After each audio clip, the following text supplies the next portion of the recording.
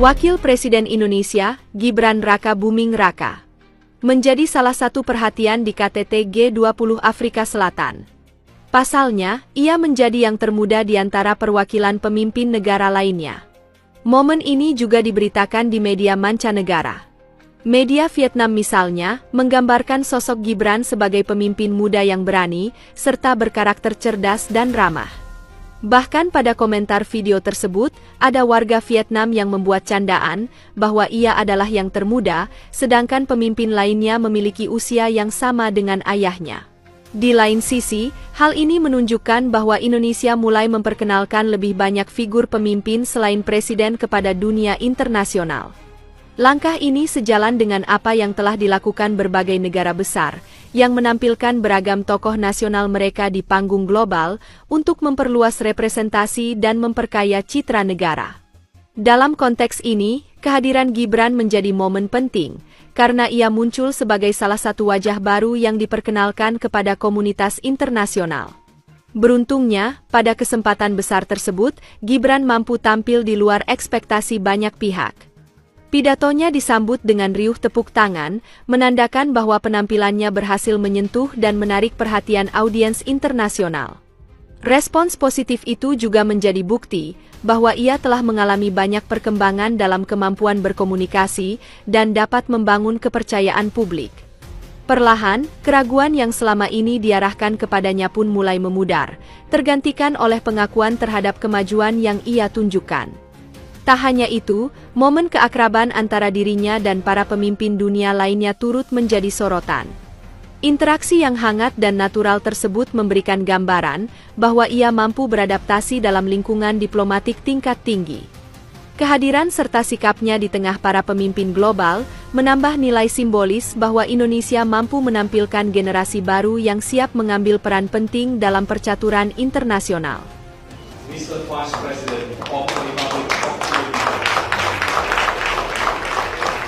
We are honored, truly honored, His Excellency Gibran Raka Buming Raka, Mr. Vice President of the Republic of Indonesia, is able to join Indonesia Africa CEO Forum in the sideline of G20 Leaders Summit in Johannesburg, South Africa.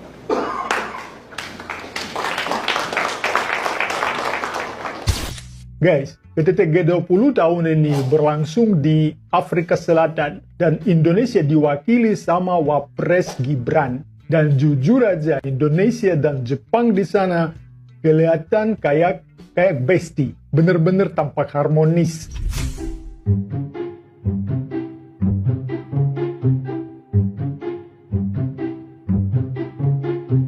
Di KTT APEC di Korea Selatan kemarin juga ada banyak momen menarik antara Jepang dan Indonesia. Tonton, ada video di channel ini.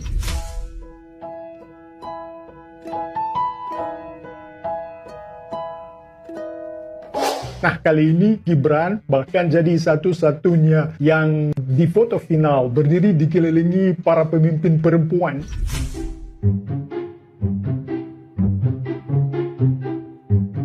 Kalau aku nggak salah, ini kunjungan pertama Gibran ke G20. Dan Afrika Selatan itu jauh banget, guys. Kira-kira 10.500 km dari Indonesia. Ngomong-ngomong, guys, buat Sanaya Takaishi, juga ini kunjungan pertama ke G20 sebagai Perdana Menteri. Dan Jepang malah lebih jauh ke Afrika Selatan. Itu 12.500 km di antara Jepang dan Afrika Selatan. Kehadiran Gibran di Johannesburg, Afrika Selatan dalam forum G20 syarat makna.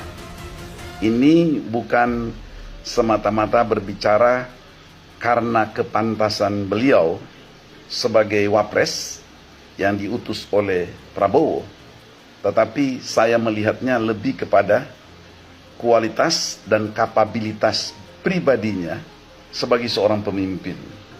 Berani dan cerdas, dan memperlihatkan sikap seorang pemimpin yang percaya diri, yang tenang, dan tahu siapa dirinya dan apa yang harus dia lakukan.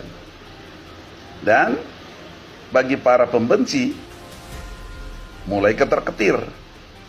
Mereka selalu menarasikan ketidakberkualitasan seorang wapres. karena kebencian. Mereka tidak mau melihat kelebihan yang dimiliki oleh Wapres Gibran. Tetapi kehadirannya di sana makin memperlihatkan siapa sebenarnya Gibran dari segi kualitas dan kapabilitasnya.